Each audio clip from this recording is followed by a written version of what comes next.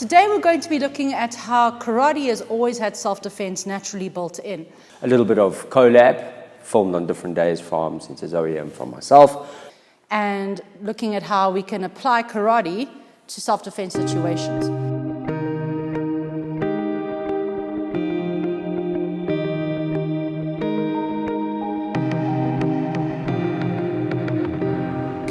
Now the first and biggest caveat I'm going to put at the top of this video.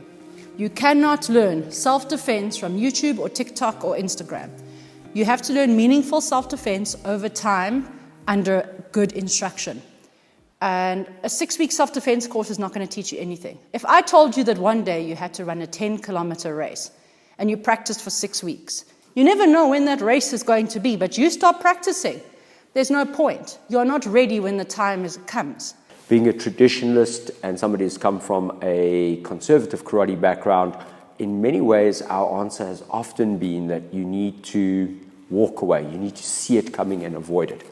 But the reality is in many cases this doesn't really happen, and we often find ourselves carrying on with our daily go from A to B business, and during the process of this you become a victim. And in that moment, you have to choose to respond. My take on it is very simple. To a certain degree, I have insurance on virtually everything, which I'm fortunate to have. Not everybody does. But there is no replacement value for my life. It's that simple.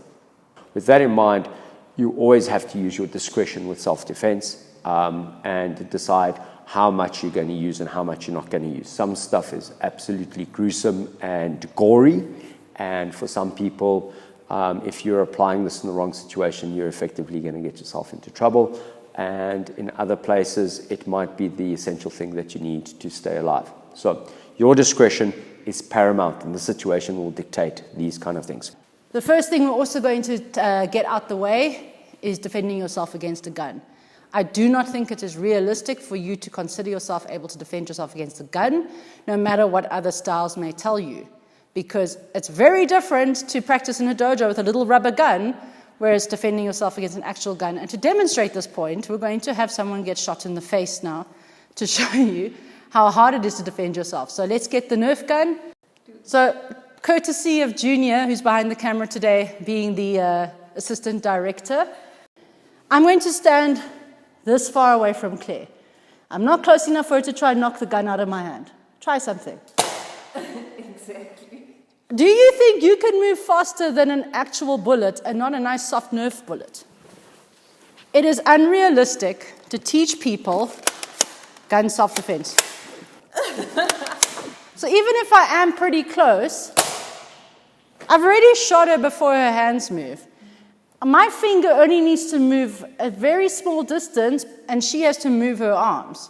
And that's if I'm dumb enough to stand close to her. If I've got a gun and I want someone to do something, drop your handbag, drop your wallet, good. What is the right thing for Claire to do?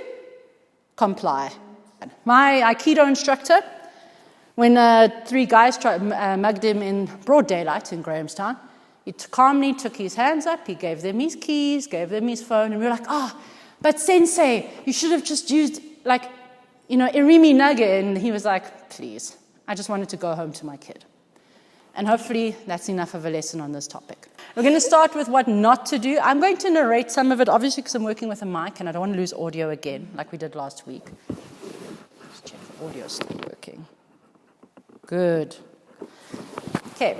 So we're going to start with some of the recurring bad advice we've seen, and then we'll go on to moves from our katas that will hopefully work. Remember, none of this is going to help you unless you train it repeatedly for a long time. Okay, Brian is going to grab Claire around the throat. Now, most commonly used in domestic violence situations, unfortunately, and usually in a situation, if a woman reports strangulation, there's a much higher chance that she will eventually be murdered by her partner. It's one of the biggest red flags. So for now, Brian's intent is to choke the life out of Claire. You can see he's putting on a little bit of pressure. Obviously for Claire's safety, not too much, but we still want to show efficacy. Claire, the first technique I want you to do is to do the hallelujah. Raise your hands to the sky. Okay. As you can see, Brian's still got a pretty solid grip on her. It's not really working. You will see some people trying to advise you to try peel the thumbs. Hold tight now. I'll live. He's holding tight. I could try fiddle with these thumbs. The tapping out is important when you're training this in the dojo, so I know to let go. I can try fiddle with his thumbs, but his grip is pretty strong, and I've got to either come and fiddle here or come fiddle here. So let's not get too invested. Additional ones, Brian comes for the throat. Now, obviously I want to make sure his hands are occupied. I have two hands. So why would I worry too much about what's going on here when the first thing I can do, and it's in our cutters, we'll get a hand through the middle, palm strike from Shishoshin. Now, yes, obviously the groin, but remember, most men, the minute they see that movement with the knee, good. Let's talk about headbutting, actually. It's funny that was my instinct because I don't usually advise people to headbutt, and here's why. I headbutt Brian incorrectly, and we both smash foreheads. Now, either one of us is going to be knocked out, or both of us are going to be knocked out. If I'm lucky, it's him. But I don't really want to play a luck game here. Yes, I can try smash his nose and his teeth, but if he leans back as I come for the headbutt, oh no, now I'm in trouble. So it requires a high risk-to-reward ratio. So I saw this on a Krav Maga video, actually, and the guy did it and move exactly out of cipher. So Claire's hand's going to come over, and she's just going to smash him right on the cheekbones. If you do it fast enough and with enough power, I think it's quite effective, and that is straight out of kata. So, first take on this. Brian has been rather sedate because he came in and he gently put his hands around my neck and is holding me nicely against the wall.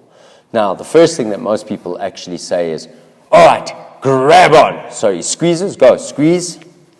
And if he squeezes hard enough, eventually, I'm going to pass out.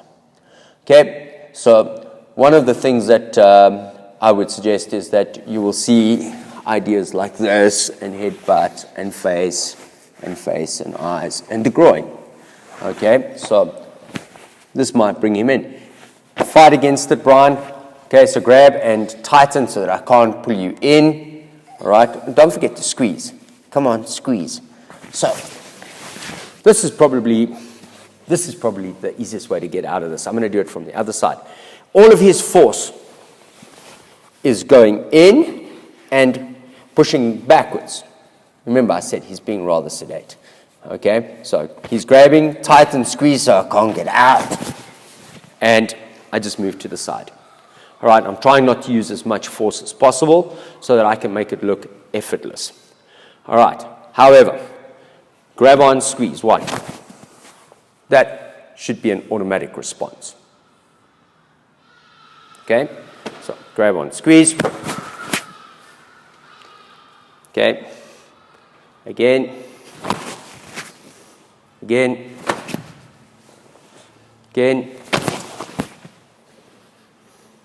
So these are the first couple ideas.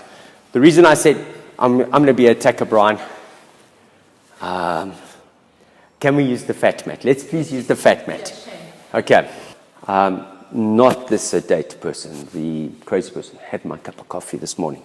So when people grab, in a lot of self-defense things, it's, okay, I've grabbed and I'm nice and tight and everything else. Reality, that's not the case. It's going to be. Imagine that against a brick wall. Okay? That is the reality. So you don't have time for me to. Can you see that thrust? In that moment where I'm coming forward, my energy is going there. You do have to do something. So, Brian, you've got a choice. You can hit me in the throat, hit me in the groin, you can move to the outside. You ready? So, immediately, the idea, the threat's here, the posturing's here, everybody's in everybody else's face. The moment Brian react, there we go. So simple. Okay, let's go back on that side. You okay? Mm-hmm. Sure. Great.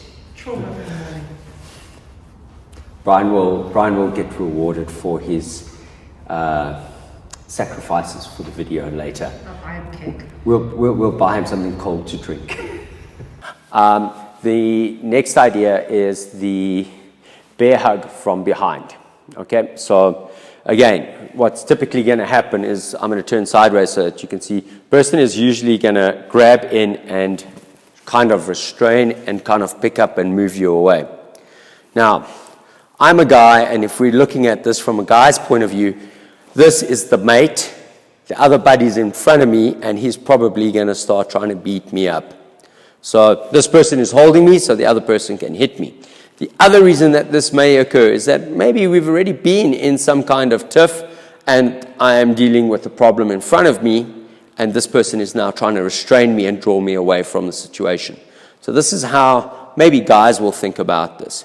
For the ladies, it's the idea of abduction. So the first thing, maybe to scream and shout, especially the ladies, all right? But the other idea is, okay, it's that simple, okay? I have the advantage of having the mirror, so let me lose the advantage, okay? Brian, go. Okay? Now, given that I have a bit more of a background in judo and aikido, and I love throws, and I try and make them part of my repertoire, I can do the shrug, drop, and here. If I'm lucky, I get my arm around fast enough and do a hip throw. Sorry, I'm putting him down like glass because this floor is not nice to take a throw. But if he's even a little bit experienced, there's the reversal. And then I've got to reverse, and then he's going to reverse, and we're going to play this fun game where we dance across the dojo. So a throw, I love a throw. Tricky. I wouldn't advise it when there are much better targets. There are more sophisticated answers, and you will see people trying to do slightly more sophisticated stuff, throwing, etc. If Brian grabs on, one, okay, hitting, no, hold on, one, space, stepping behind, and pushing over your legs, things like this. These are common kind of practices. But the reality is, the person is not going to stand there like this now for the rest of time. They're going to react according to your reaction. Okay? So the idea of he grabs on, 1, 2, 3, maybe we've got to keep going. Now we carry on. We carry on. Because we have to carry on. It's a point of view from Krav Maga that you have to hit the person as much as possible until either they collapse and drop on the floor and cannot attack you anymore or pose a threat, or that they back off and then the situation is safe and now you can exit. All right? So the idea is very, very simple. Brian grabs on again. 1, reach. Brian has stepped back immediately. I hope this. Okay. For my friends who do groundwork, grappling, and things like jiu-jitsu and that, there are other ideas. The moment I can move in here and start attacking here, now we've got something and we can carry on. And this makes life a little bit easier. We've worked on the idea that from behind, the response is extremely aggressive. You can't all right, it's either I'm got to accept that I'm going to be beaten up, maybe there's that other person who's going to hit me, or I'm going to be abducted. So important part of this is the actual retaliation has to be fast, aggressive, it has to be unrelenting, and it has to be adaptive. If the situation changes, you change. It's probably one of the most important things about self-defense is adaptive nature of the situation means that you have to be adaptive. I remember Sensei Les Bubka did a video on this because some guy in his comment section said, no one grabs on anyone's wrists. Clearly it was written by a man because this, as a power grab, you're in the bar and you're trying to get away from a guy and you're like, leave me alone. He's like, girl, you're coming with me. And it's not so obvious that people will pick up on it. As long as if Brian grabs a girl's hair and drags her out of a club, people are going to get involved. This looks a little bit less obvious. So from here, first mechanic straight out of Cypher. 1, 2. Our third cutter, straight out of cipher. 1, 2. He grabs the same hand. It's even easier. If he grabs the same side, it makes my life much easier because now I'm breaking against the thumb. And that's the most important principle I want you to think about when you look at joint locks. Where is he weak? Not towards his fingers. Hold tight. 4 fingers against my arm. And I'm not strong. Even he grab 2 hands, just to demonstrate the principle. If I'm fighting against both his hands, going down is not going to work for me. But if I'm hitching a lift, I peel right out of there. Even though he's holding tight, you can see it's going red. I promise Brian's not trying to hurt me. I'm telling him to do it. No one come and cancel Brian. He's holding tight. It's shaking, you can see. But I don't need a lot of power against his thumb. So that's one of the first things. If I try fight power with power, I'm going to lose this battle. So from here, 1. Now, either of you want to make a scene, and this is where we get to when we get to Ki later. This is where I get in his grill and scream at him, protect the mic. What are you doing? You cannot underestimate the power of volume and getting in someone's face. How do you feel when I get in your grill like that? Confronted. You're confronted, like very much. And it's instinctive for us as humans. When our parents shout, we want to run.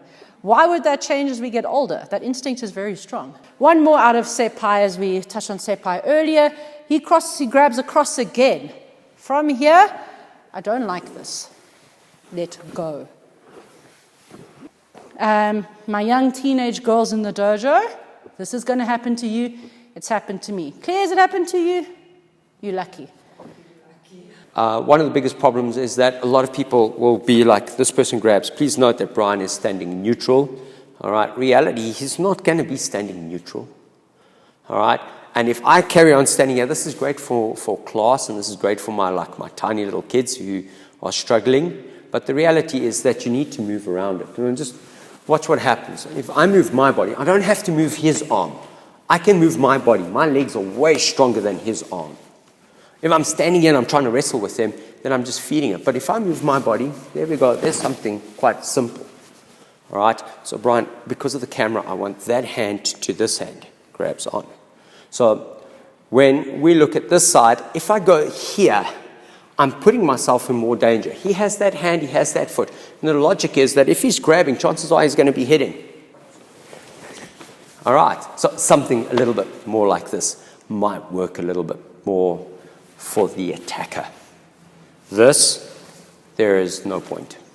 Okay, so we're vigilant of that side. So the natural thing is to step this side. Okay, so I'm going to reposition myself here. If I bring my hand up and turn it around, well, then we've got some interesting stuff. So that hand to this hand. One of the important things here is as I move my hand up and I turn it in, if I control my elbow, bring it in, now I'm in this position. Okay? It also allows me to get totally away from that other hook. I've now changed the dynamic of our situation quite drastically. So, Brian, you need to adjust from there. How are you going to adjust? Okay, he's going to step out. He's going to carry on going. Okay, so he grabs on. Now his adjustment is that much harder. Okay, so this is straight from a Sisoshin kata, typically Goju kind of mentality. And if he grabs, go this way, like Sisoshin. This one, Same man. like Cypher. Okay, if he happens to be taller than me, or maybe like kicks at edge.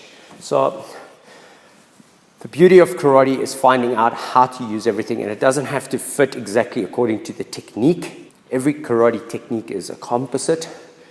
I hate the idea that this is a face block. You can only use it as a face block. I think it's totally elementary. And it's great for little kiddies because they learn ABC, but you need to find something more tangible, something more meaningful from it. So the idea, if he's grabbing, is the face block, there's the elbow strike at the back of face block. Face block, There's the other hand coming up. There's the uppercut. There are a couple of ideas to play on. And you just work around these ideas a lot of the time. And again, it's all adaptation again. Now, brings me to the point of why karate is so amazing. For me, karate, kung fu, taekwondo, tang soo do, they're pretty much all the same thing, because at the end of the day, we're all studying how to fight. At different levels, granted, with different kind of things. When we, there isn't a total one solid complete system. Everybody has to kind of look at each other and study a little bit from each other.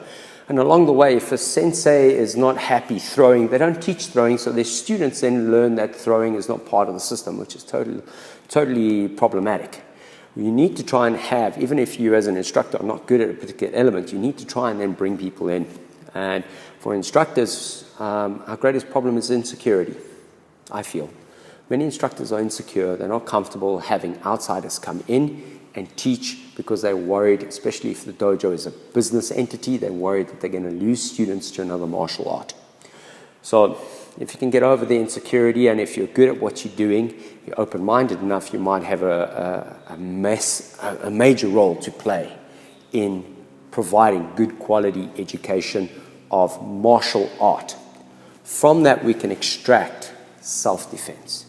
And self-defense is usually simple, it's usually aggressive, it is usually an escalation, it is usually not confined and restricted by your art, but is an explosion and an exploration of all the greatest ideas of your martial arts.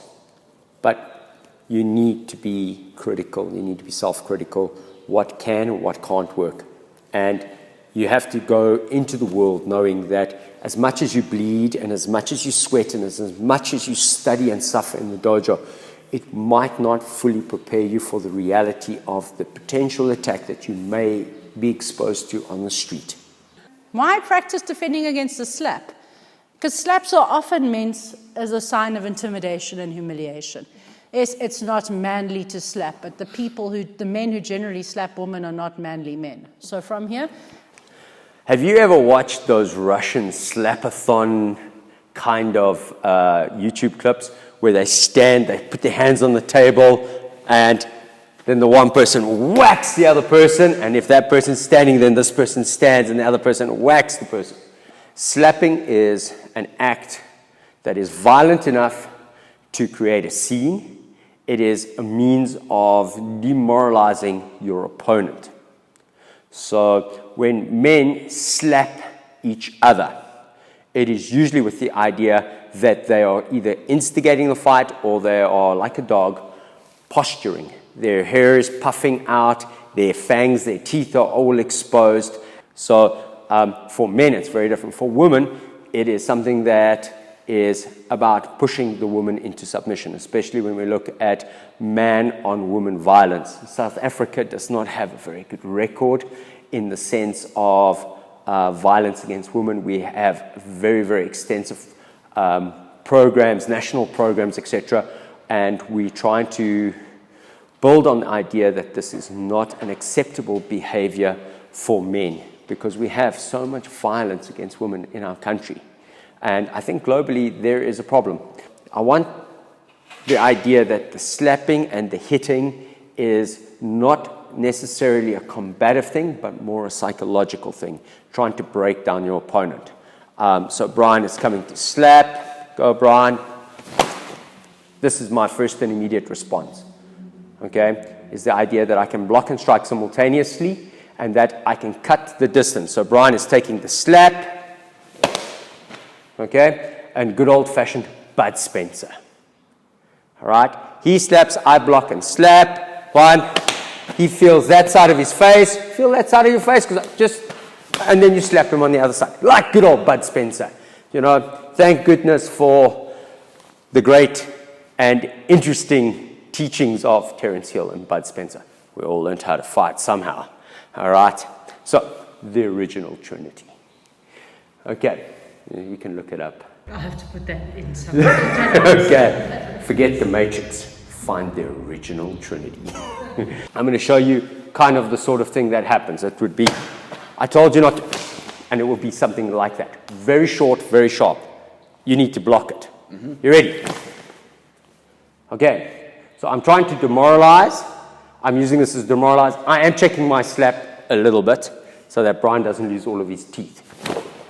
But it is really, really difficult. So this is where I either prove or disprove my idea. Are you ready, Brian? Okay. What? Okay. So in this exercise, you start having a problem. So we had a game we used to play when I was a kid in the dojo, and we used to call it the face slap game, and it teaches you to react very quickly. Okay, Brian, this game is easy. Can't use that hand, I can't use this hand, okay? I'm going to slap you in the face. Yeah, you can block with this hand. You can counter slap with this hand. You have two choices. So immediately, the reaction is much easier. Okay? You know, it is a two-way game.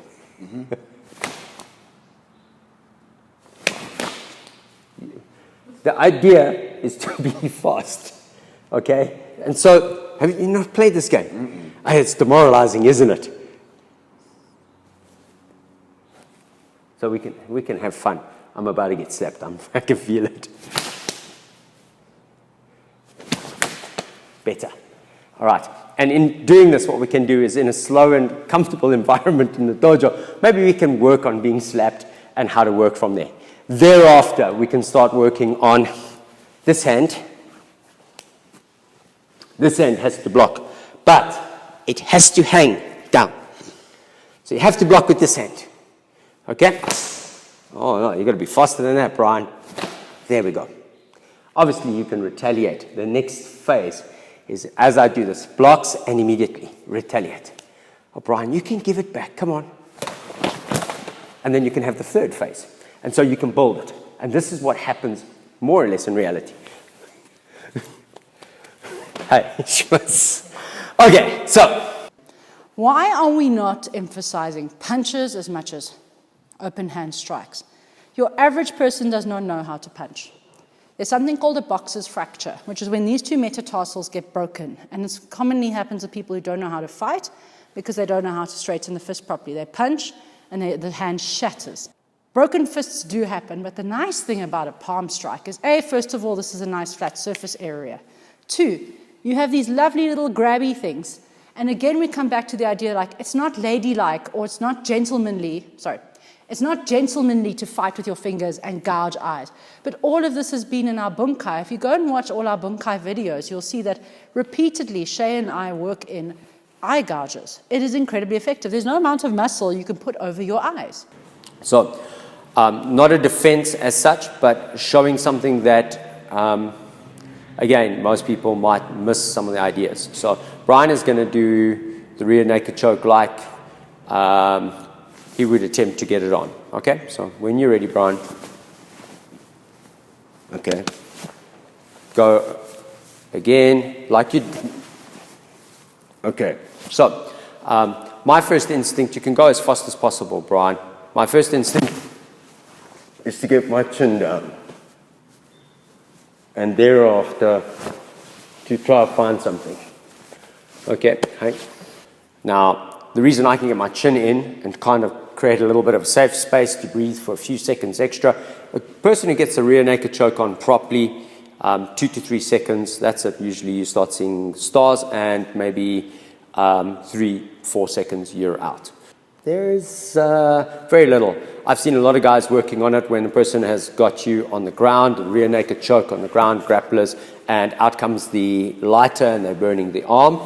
And it's a good idea for everybody to understand if a grappler is suggesting that if the rear naked choke is on 85, 95%, getting towards 100% as they're tightening and tightening and tightening and repositioning.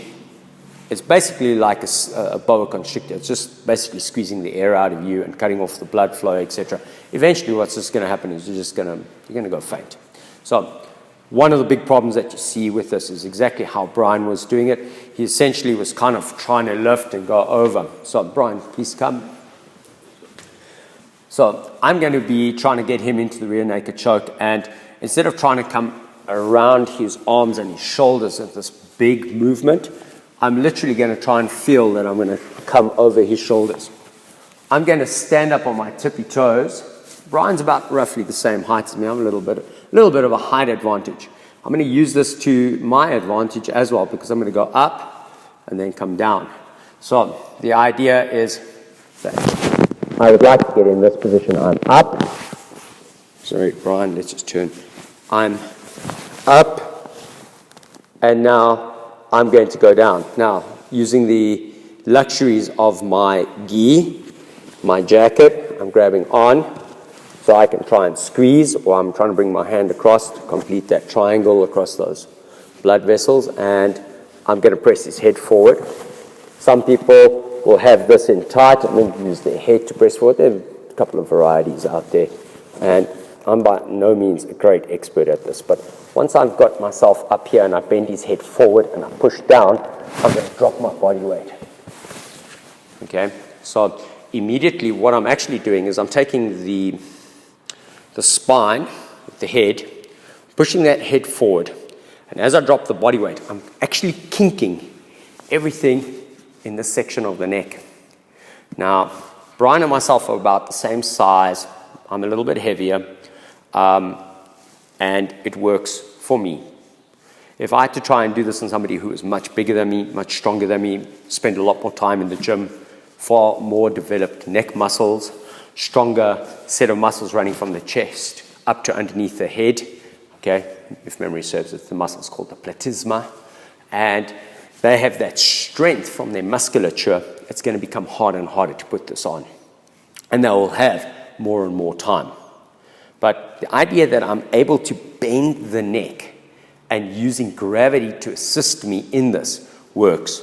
So this means when I put this on, if I put it on properly, there is very little self-defense that's going to work against this unless you can get there soon enough. Okay, so come on, Brian. Right, turn around that way. So we're going sideways so everybody can see. So here we go. I'm going to try to put this on, and hopefully you get to see what I do with my legs as we go through it, okay? Here we go. 1, 2, 3. Now I'm already on the down position. Brian's already tapping. So in approximately 3 seconds from up to totally down, and with more and more training, people are able to get that down from 3 seconds to 2.5 to 2 seconds to 1.5 seconds. And the exponents who spend a lot of time on this, especially the grappling community, they become extremely efficient in that motion and in dealing with it. The question then is the self-defense thereof. So, Brian, if I'm doing this and Brian is going over the shoulders, if he happens to take the long path, 1, again, I can work towards striking that groin and creating the opening that I need. And again, what I did earlier on, where I kind of dealt with his arms around my body, tapped him in the crotch, and then proceeded to start swinging and hitting and trying to hurt him to try and get him away. I could always try that mystical stuff. So Brian is getting closer and closer. I'm not happy. I turn around and I'm immediately reacting because I sensed it. Bullshit. All right. Brian was right up and I didn't know he was there. So Brian attacks 1. Maybe I decide to look for space here. Okay. Brian is still going to be pulling. He's still going to be trying to push me down. He's still going to be... I've created the opening. Right. I need to have a good hand on it. I need to be fighting. Zoe mentioned biting. Biting's great. But you have to make a discretionary choice. So I'm not a big fan of trying to create this works. I think you need to be adaptive. I think you need to assess the situation. I think you need to be exposed to it quite a bit so that you understand that there is a definite seriousness to the rear naked choke. There's a gravitas to it that you need to work around, because if it gets put on properly, that's it. And you can't train facing the mirror, so you can see what's happening, because that facilitates. You need to train facing somewhere where you can't have it going on, okay? And then start working on how you feel around it. So, biting, yes. Brian's going to come do rear naked choke from the back.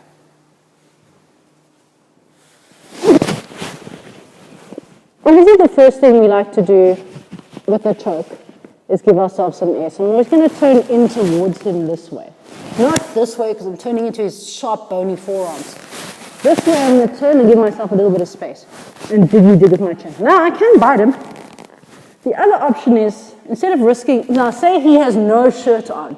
If Brian did not have a jacket on, I absolutely would not bite him. That's the first thing I want to put in here. If he's wearing a jacket like this and there's a bit of a layer of protection, I can bite him hard enough for him to let go, definitely. No jacket, no bite. So from here, he's choking me. Now he's got to say shirtless. From here, I'm going to keep bringing that bow until he stops.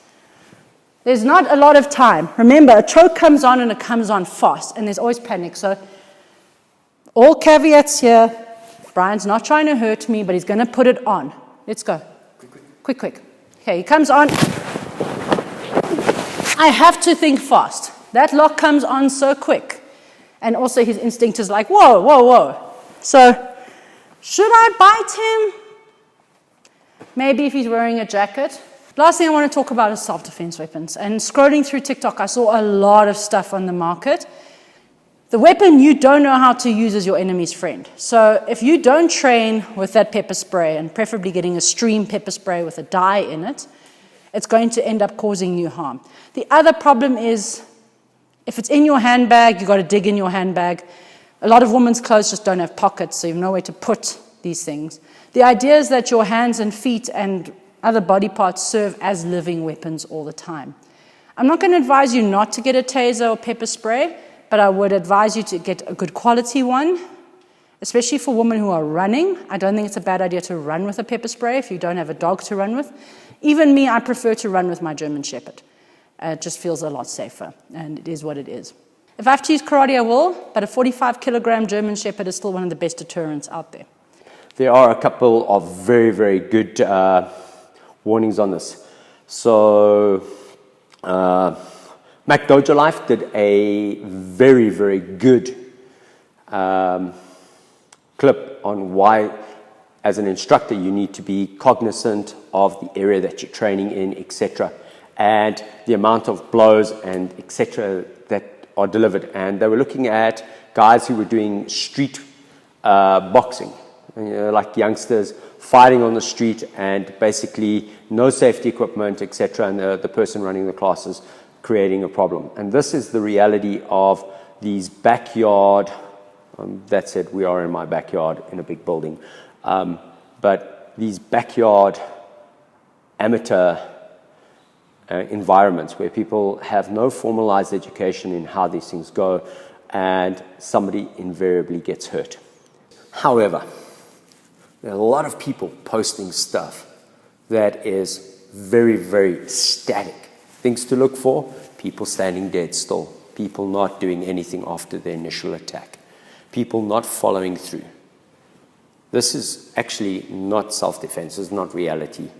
But it may be a good stepping stone or a starting point for self-defense work. People who are stuck within the constraints of their system. The punch must look exactly like this, because then it will work, and it only takes one perfect punch to knock a person out. Well, UFC has shown us that you have a lot of guys who take a lot of punches that are pretty solid. They just keep on coming. And occasionally, yeah, you get somebody who just gets hit at the right time, the right moment, and they're down. So it's a gamble. There's no ways you can guarantee it. I hope that works for you. I hope you have a wonderful weekend. Hope you enjoyed some of our clips. And I hope that the collaboration between myself and Sensei Zoe on a couple of different days works for you. Hey, come on, Brian, let's take a bow. Arigato gozaimasu. Arigato gozaimasu. Thank you very much. Sayonara. Have an awesome one. See you next time. Obviously, every style has got its benefits, and the only thing that works is that which you practice. You get what you repeat. The thing that has saved Claire and I in situations, in my case, when a guy tried to mug me at Zoo Lake, what came into practice? My ki, because I screamed in his face and gave him a fright, and I did a full-on Mai Geri. After 14 years of training, what came to mind?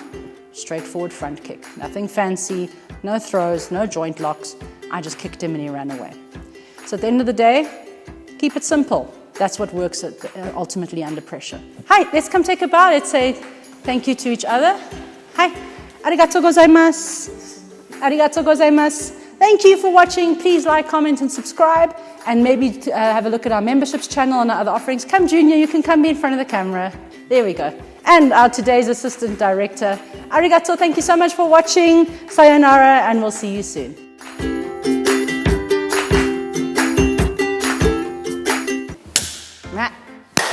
Clap like an idiot. Junior, let's see. Maybe I'm a little bit closer. Maybe she still tries something. Wait. Props misfire. Come make it work. Oh. Wow, it goes through. Luckily. So, now that can be part of the bloopers, lol. You're putting in your own transitions. Thank you for being a good sport, Claire. Now, Magnus. Because for many hundreds of years, men had long hair. And maybe she's born with it. Maybelline. Oh, it's definitely not Maybelline. This is 2-in-1 Head and Shoulders. Okay, now that we've got, let's get nice and close. So, nice, Junior, you are working very nicely on your skills. Okay, now it's time for Brian's revenge. Come. Hey. Brian has hair. Now I will be the attacker. I'm going to grab his lovely little man bun he's been cultivating. Brian's first instinct is going to come straight out of Sepai. What a beautiful, elegant move. So I grab his hair,